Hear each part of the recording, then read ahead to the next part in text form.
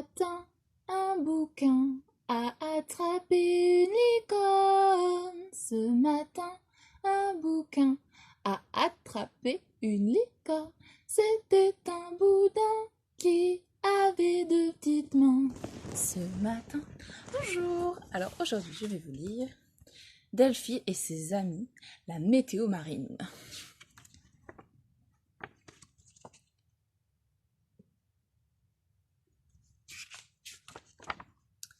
Une fois par mois, les enfants poissons étaient invités à déjeuner chez Delphi. Comme d'habitude, c'était très amusant. Ils étaient assis autour d'une grande table pleine de bonnes choses, plaisantaient, riaient et se régalaient. Salade d'herbe verte, pâté aux algues, nouilles au plancton. C'est délicieux! Lorsqu'ils s'adossèrent à leur chaise, le ventre rebondit et satisfait, Delphi leur demanda: Chers amis, que penseriez-vous si nous faisions le week-end prochain un pique-nique nocturne? Un pique-nique nocturne? Quelle idée géniale! Les petits poissons étaient tous excités. Delphi leur expliqua qu'ils iraient nager sur le banc d'huîtres perlières si le temps était beau et la mer calme. Là, dans le noir, tout serait scintillant et brillant. Cela semblait passionnant. Venez avec moi, leur dit Delphi. Il leur montra la magnifique collection de perles appartenant à sa famille. Et là, les petits poissons étaient émerveillés. Ils n'avaient jamais vu de si belles choses.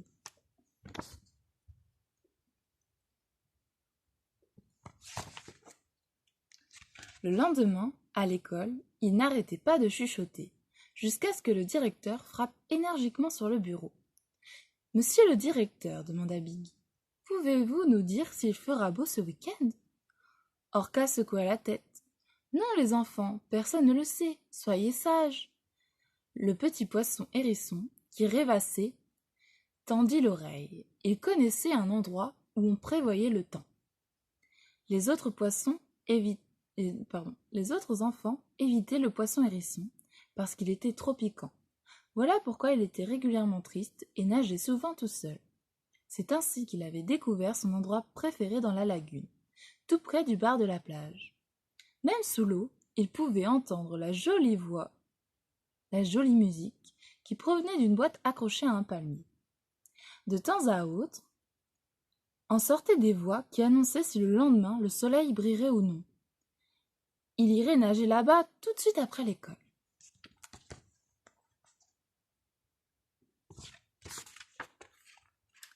Dès qu'il fut arrivé, il sortit sa tête de l'eau pour écouter ce que les faiseurs du temps invisible annonçaient.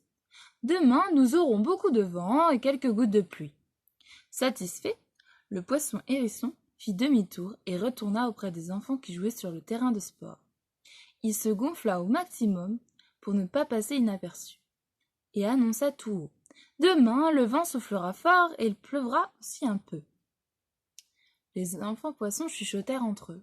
« Le voilà qui fait le malin. » Cependant, plus personne ne ricana lorsqu'effectivement, le lendemain matin, le vent souffla fort et qu'il se mit à pleuvoir légèrement. Et tous se mirent à l'admirer lorsque les jours suivants à l'école, il leur prédit exactement le temps qu'il ferait.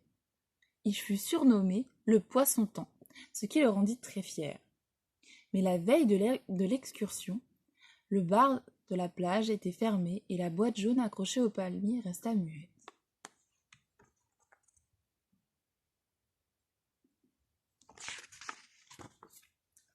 Qu'allait-il faire maintenant? Lui-même se réjouissait déjà de faire l'excursion et surtout d'être admiré. Il décida alors d'inventer le temps. « Demain, il fera beau, dit-il à ses camarades curieux qui l'entouraient. La mer sera calme et nous pourrons faire le pique-nique. » Tous se précipitèrent immédiatement pour aider Delphi, car il y avait beaucoup à faire. Préparer les paniers à provisions, contrôler les lampes frontales et surtout étudier la carte marine. Cependant, plus la joie des autres poissons augmentait, moins le poisson hérisson se sentait à l'aise. De temps à autre, il regardait la surface de l'eau. La mer était toujours calme. Quelle chance! Delphi aussi regarda en haut, puis donna le signal de départ. La joyeuse caravane de poissons se mit en route dans la bonne humeur vers le banc d'huîtres perlières, avec les lampes frontales et les paniers d'osier marins pleins de nourriture.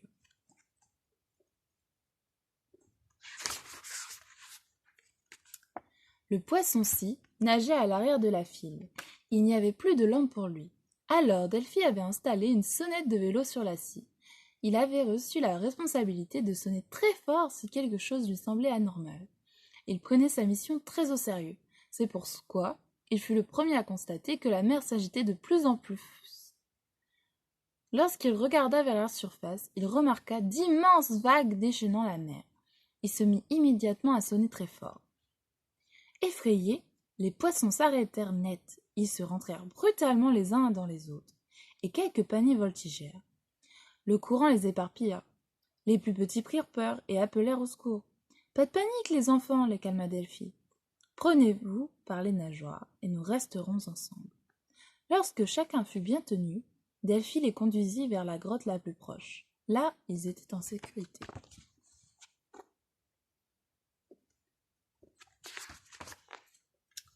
La grotte était très douillette.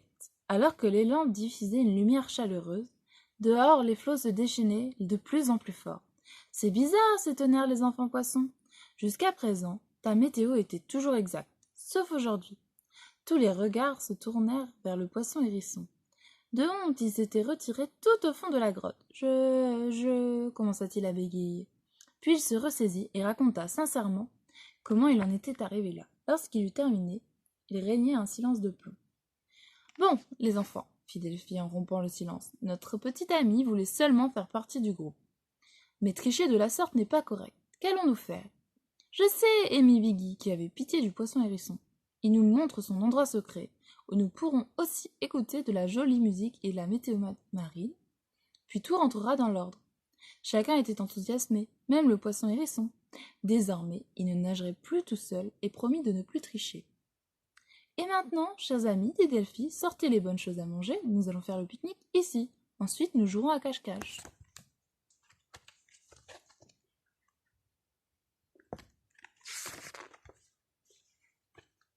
Et voilà, c'est terminé. Des bisous.